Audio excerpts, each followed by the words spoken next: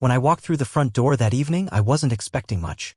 Maybe the soft hum of the TV in the living room, the scent of something half-forgotten on the stove, or Laura's voice calling out from upstairs. What I got instead was silence and a strange sort of stillness that settled in the air like it had been waiting for me. I stepped out of my shoes and dropped my keys into the bowl on the entryway table, the familiar clatter sounding louder than usual in the quiet. Then I noticed the lighting. The kitchen was dim, only the overhead light above the sink was on, casting a faint yellow glow over the countertops. That wasn't unusual in itself. What was unusual were the 2 wine glasses on the table. One was empty. The other had about an inch of red wine left in the bottom, still faintly glossy in the low light. A bottle of Cabernet, one of the good ones, the kind we usually saved for dinner with friends or date nights, sat uncorked nearby. I paused, frowning, and took a few steps closer. Next to the chair, draped over it like someone had just slipped it off without thinking, was a dark men's jacket. Not mine. It looked expensive. Sleek, tailored, the kind of coat someone wears when they care more about style than warmth. And it smelled subtly but unmistakably of cologne. Not the kind I use. This one was sharper, more synthetic. There was something else too. A faint sweetness, almost floral, hung in the air like a second skin clinging to the room. Laura hadn't worn that perfume in years. I stood there for a second, just letting my eyes take in the scene. The wine, the jacket, the scent, the eerie quiet. Then, like a perfectly timed cue in a movie, Laura appeared in the doorway. She froze. Just for a moment. "Jared," she said, blinking. "You're home early." Her voice was light, surprised, but not panicked. She pushed a strand of hair behind her ear and stepped further into the room. Her blouse was wrinkled near the shoulders, like she'd been lying down or leaning into someone. She didn't look disheveled exactly, but there was a hurried softness to her appearance, smudged eyeliner, faint traces of lipstick, and a half-buttoned cuff on one sleeve. "Yeah," I said slowly, glancing once more at the wine glasses. "Figured I'd wrap up at the office early for once." She nodded quickly, stepping past me to the sink. "Sophie stopped by," she said, almost casually. "With her boyfriend. They were waiting for a rideshare, his car broke down or something. They stayed for a bit, had some wine, then left maybe 20 minutes ago." She didn't look at me as she talked. She filled a glass of water and drank half of it in one go. Her hands weren't shaking. If anything, she seemed practiced, too composed. I didn't press. I didn't ask which boyfriend. Sophie had one she'd been dating on and off for almost a year, and I had met him once, blonde, lean, and wore boat shoes in winter. The jacket wasn't his style. It was too modern, too mature. Still, I nodded. "Right," I said. "Makes sense." She smiled. "Too tightly. They were only here a little while." "I see that." We stood in silence for a beat too long. Then I walked over to the jacket. I lifted it carefully from the chair, pretending like I was just helping straighten up. I glanced at the sleeve as I folded it over my arm, and that's when I saw it, small but distinct. A smudge. Reddish. Lipstick. It was right near the elbow, almost faded, like someone had brushed it while leaning in or laughing too hard over a shared joke. I didn't say anything. I took it to the hall closet and hung it beside my own coat. I didn't have to look back to know she was watching me. "I'll clean up," she offered, stepping toward the kitchen table. I waved a hand. "Don't worry about it." I walked upstairs without saying another word. Later that night, after Laura had gone to bed, I came back down and looked at the jacket again. I opened the closet door and ran my fingers along the fabric, checking the inside pockets. Nothing. Not a receipt, not a business card. Just an unfamiliar brand tag stitched into the lining, one I didn't recognize. The wine glasses were washed and placed in the drying rack. The bottle was corked and slid back into the wine fridge, 3/4 empty. The house felt too clean. Too quiet. I stood in the kitchen for a while, just staring at the place where the jacket had been. And I wondered, not for the first time, when I'd stopped being the man who was expected home late and started being the one who was safe to lie to. The next morning, I woke up to the smell of coffee and the sound of Laura humming in the kitchen. It was the kind of sound that, a few months ago, might have made me smile, comforting, familiar, homey. But today, it felt like white noise behind a sheet of glass. I lay in bed a little longer than usual, staring at the ceiling, thinking about the jacket. The lipstick stain. The wine. Eventually, I got up, threw on a hoodie, and joined her downstairs. She greeted me with a warm smile, like everything was normal, like nothing at all was out of place. "Coffee?" she asked, already pouring a second mug. "Sure," I said, taking it from her hand. We made small talk. She mentioned something about her work schedule, a project deadline, and a friend's birthday coming up. I nodded in the right places, even asked a few questions to keep up the illusion. But my head wasn't really in it. I was watching her. Watching how she smiled just a bit too much, blinked a little more than usual like she was trying to prove something to both of us. She kissed my cheek before heading out, grabbing her gym bag from the hallway hook. "Spin class," she said casually. I nodded. "Have fun." She hadn't liked spin classes. Ever. In fact, just a year ago, she made fun of people who paid to ride stationary bikes in a dark room with loud music. But about 6 months back, she'd suddenly changed her mind. Said it was good for stress. Bought expensive workout gear. Started going 3 or 4 times a week. I used to think it was great, that she'd found a way to take care of herself. Now, I wasn't so sure. The thing about suspicion is, once it's in your system, it spreads like ink in water. Suddenly, everything has a second meaning. You start reviewing old conversations like transcripts in a courtroom, looking for inconsistencies, for signs you should have noticed sooner. On the drive to work, I thought about her phone. How it used to sit face up on the counter while she cooked or folded laundry. Now it was always screen down. Notifications muted. A new password a few weeks ago, too. I remembered the time I walked into the room while she was on a call and how fast she had ended it. Claimed it was spam. Then there was the gym bag itself. Once, I bumped into it while cleaning and found a second phone tucked into one of the side pockets. An old model, scratched up, no case. When I asked about it, she said it was a backup. For emergencies. That had seemed reasonable at the time. But so had everything else. The morning she came home just before sunrise last month played in my head like a scene on loop. She said she'd stayed at her friend Heather's place after a movie night turned into wine and girl talk. I believed her. Even joked that I was jealous of the hangover she'd probably have. Now I wondered if Heather even knew she'd been the alibi. At work, I couldn't focus.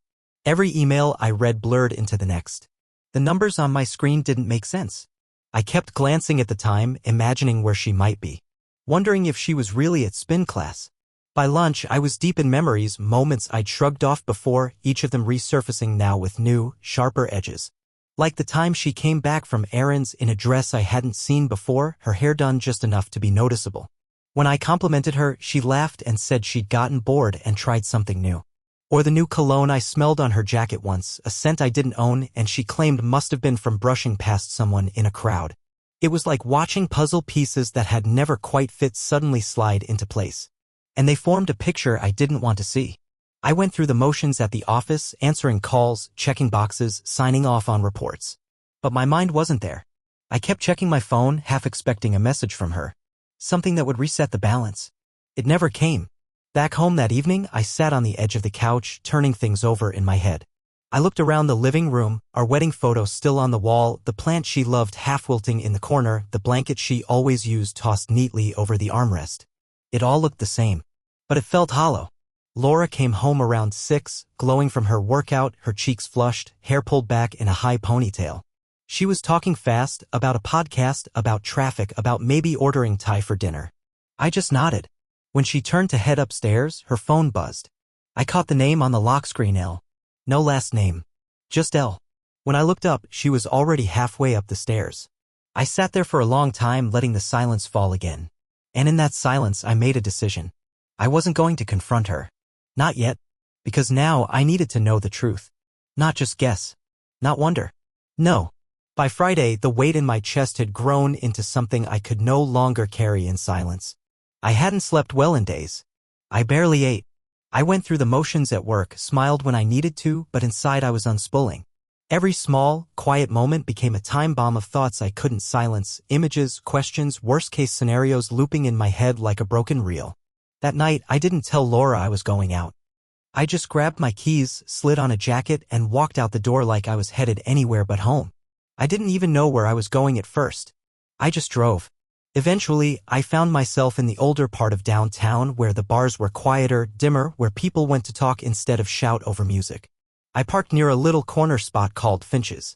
I hadn't been there in years, but I remembered it being low-key, wood-paneled walls, low lighting, old jazz on the speakers, and bartenders who didn't ask questions. The place looked almost exactly as I remembered. A few small groups sat scattered around the room, friends laughing, couples leaning in close, coworkers venting over whiskey. I picked a seat at the far end of the bar, ordered a bourbon neat, and told myself I'd have just one drink before heading home. I sipped slowly, letting the alcohol settle like a dull warmth in my chest. For a moment, the buzz helped blur the edges. It made things a little quieter inside my head. That peace didn't last.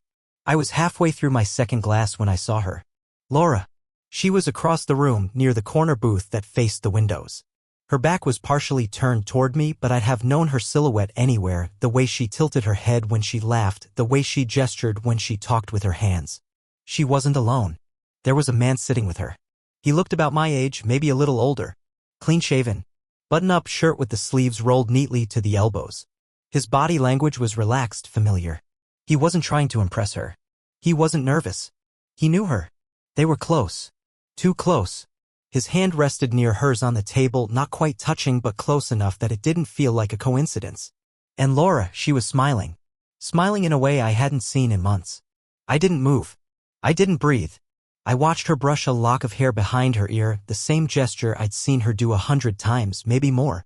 She leaned in slightly and he said something that made her laugh, then glance around the bar as if checking who might be watching. That's when her eyes almost landed on me. Almost. But she didn't see me. She was too absorbed in her moment in him. I turned my head quickly, as if burned. Stared down into the amber swirl in my glass. My hands had gone cold despite the warmth of the bourbon. My breath came shallow. For a minute I thought about marching over there. Confronting her. Making a scene. I imagined what I'd say. How she'd react. How he might jump in, try to explain something I'd already seen too clearly. But I didn't do any of that. I stood quietly, pulled a 20 from my wallet and left it on the counter beside my half-finished drink. Then I turned and walked out of the bar. Outside, the night air hit me hard. Cool and sharp, it dragged a shiver down my spine that had nothing to do with the temperature. I didn't go straight home. Instead, I wandered. Let my feet carry me down blocks I hadn't walked in years. Past shuttered shops and glowing lampposts, past restaurants where Laura and I used to eat, parks where we used to sit and talk for hours back when things were simpler, when they felt honest. At one point, I paused in front of a darkened storefront and caught my reflection in the glass. I barely recognized the man staring back at me. Not because of the stubble or the circles under my eyes, but because of the expression. I didn't look confused anymore. I didn't look scared. I looked done. Something had clicked into place the moment I saw her across the room. Not just the cheating, though that alone would have been enough, but the realization of how easily she had lived in both worlds. How effortlessly she had slipped into the second life, smiling, laughing, carrying on as if nothing in the world was wrong. She didn't even look guilty. That hurt more than anything. It wasn't just betrayal, it was indifference. Like I was no longer someone worth hiding it from. I walked back to my car eventually, got in, and sat behind the wheel for a long time before driving off. At every red light, her image came back to me. Not the one from the bar, but older memories. Her wedding vows. The time we painted our first apartment together and ended up with blue streaks in our hair. The night she cried after a bad week and I stayed up to cook her grilled cheese and listen until she fell asleep. How do you go from that kind of closeness to this? How do you become a stranger to the person who once knew you best? By the time I got home, the house was dark. I didn't turn on the lights. Just sat in the silence, letting it wrap around me like a heavy coat. I didn't want to wake her. Didn't want to see her. I didn't even want an explanation. Not anymore. Because I had the truth now. And that was enough. After the night at the bar, something inside me changed, not in a dramatic, movie-style moment, but in a quiet, irreversible way. It was like a switch had been flipped. The kind you don't notice at first, until you look around and realize you're standing in a different room entirely. I didn't confront Laura. I didn't demand answers or call her out. I just stopped. Stopped asking where she was going. Stopped texting to check in. Stopped waiting up. The next morning, she acted like nothing had happened. She moved around the kitchen humming, scrolling through her phone while sipping coffee. She asked how I slept. I told her I slept fine. That was a lie. I hadn't slept at all. I had sat on the couch most of the night, staring at the hallway, listening to the ticking of the clock, wondering if she would sneak out to see him again. She didn't. Or maybe she was smarter now, better at hiding it. Either way, it didn't matter. That week, I started going to bed earlier than usual, but in the guest room. At first, I made up excuses. Said I'd been tossing and turning and didn't want to wake her. She didn't question it. By the third night, I didn't offer any reason at all. She barely noticed. Our conversations turned thin, brittle. We talked about groceries, work schedules, bills. Things that didn't require eye contact. When she made small jokes or told me something mildly interesting about her day, I gave her a nod or a brief smile. Sometimes just a grunt. I didn't raise my voice. I didn't accuse, but the silence between us deepened. And it was loud. I spent more time out of the house, went for long runs even when I didn't feel like it, visited my brother on weeknights just because I could. I started bringing a book to the park, sitting there for hours reading the same page over and over. Being away from home felt easier than pretending I still belonged in it. She asked a couple of times where I'd gone, what I'd been up to. I gave vague answers. Out. Just clearing my head. She never pushed. Once, I watched her try to study my face when I answered, like she was searching for a clue. A crack in my calm that might tell her what I knew. I offered her nothing. Just that same flat, neutral tone I'd come to perfect. She began to look tired, like she was trying harder to keep the pieces together but didn't know where the cracks were forming. She cooked more than usual, left takeout boxes with sticky notes on top. Your favorite? Or thought you might be hungry. I ate some, left others untouched. She asked if I wanted to watch something together one night, an old show we used to binge. I told her I was tired. That wasn't a lie. One weekend, I disappeared entirely.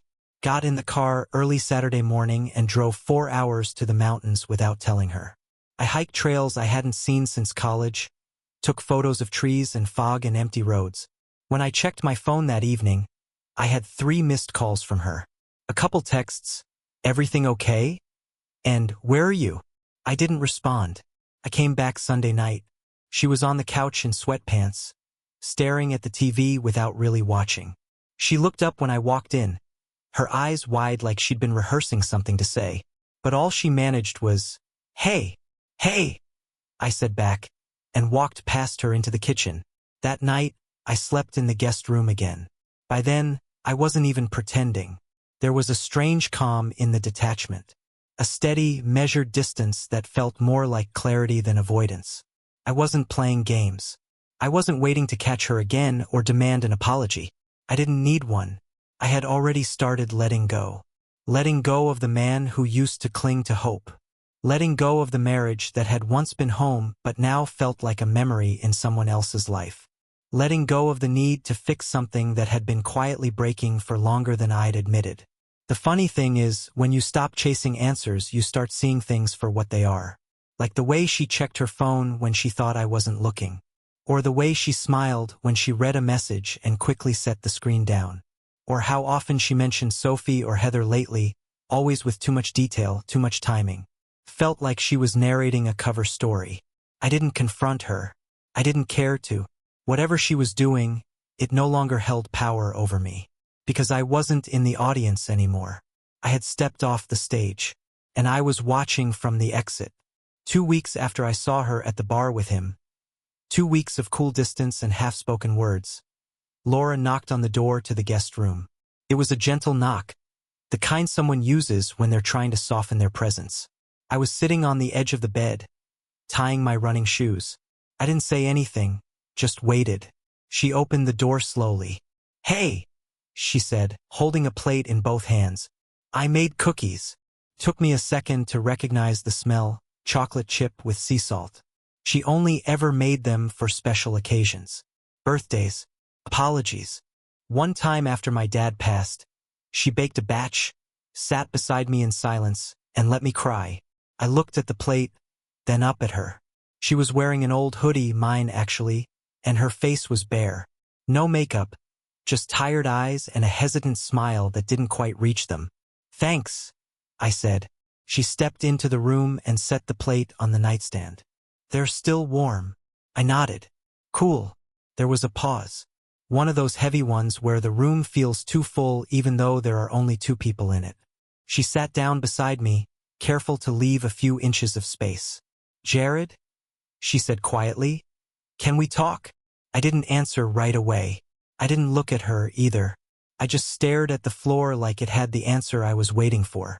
"I know something's wrong," she continued. "And I know I've been distant. But I don't want to keep pretending like everything's fine. Because it's not." I turned slightly, just enough to see her face in my periphery. She looked scared. Not like she was worried I'd yell or leave, but like she was afraid she'd already lost something and didn't know how to get it back. "I've made mistakes," she said. "I've been selfish.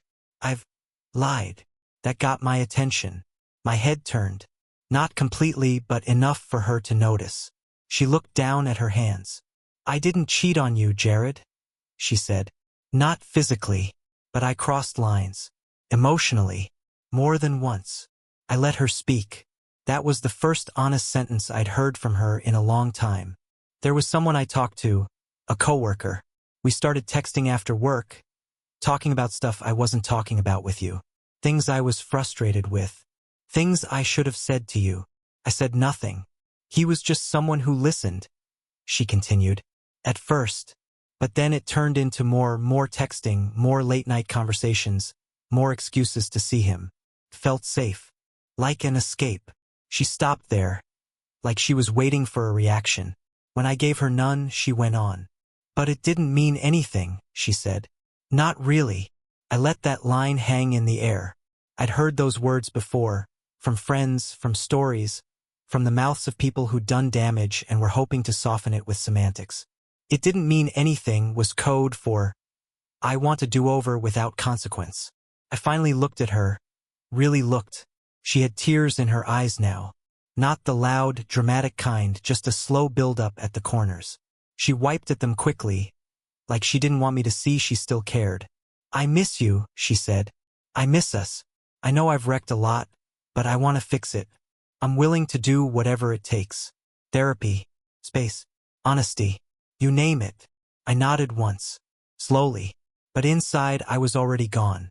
What she didn't know, what I hadn't said, hadn't even hinted at, was that I'd signed a lease the week before.